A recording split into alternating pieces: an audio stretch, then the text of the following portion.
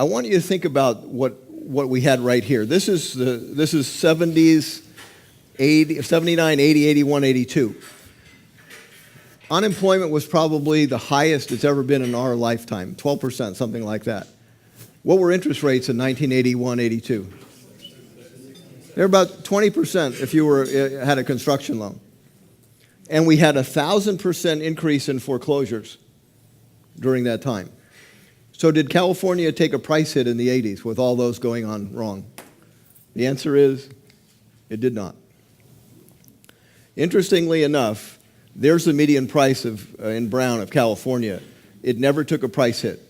It didn't go up much, but with all those things going wrong, your median price was a little higher and then flat. So what happened? Well, in the 90s, we had another downturn. We had another rise of foreclosures. By the way, what's interesting about charts sometimes is when you do the math, you go, you got to be kidding me. This is a 981% increase in trustee sales. This is a 981% increase in trustee sales. You can't make this stuff up. Unfortunately, this wasn't. This was about a 5,000% increase, which became a bit of a problem. Oh, this is the 80s. The reason we didn't have a price hit was because the mix of trustee sales were about 27% or under. What was for sale in the MLS never got out of control. In the 90s, we had a price decline that went from 200 to 177 very gradually over the course of about 5 or 6 years. What did we have as a mix? We started getting above 30% and headed to 40%. So what was for sale in the MLS was starting to get dominated by lender-owned properties. I was a participant in that.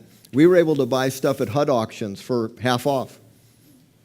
That damaged comps. I mean, if that was the dominant number, and what happens during a recession, you have normal sales go down and foreclosures go up, and as they become a bigger and bigger percentage, you have a problem. Unfortunately, in this last downturn, this green line represents the percentage it got. We took a 50% price hit because trustee sales were 80% of sales. So in Moreno Valley, it was no joke that what was for sale was 80% lender-owned, and it dominated the comps. And that's why prices went down by 80% in Moreno Valley during that time. Now, by the way, if you know this is coming, can you be on the right side of this? Yeah, you could sell your stuff. So we had an interest in 100 houses in 2005 that I didn't own in 2007. I was gone. And that was nice because I could come back later when things were on sale and buy what was a 365 house for 64 grand. That's a big help.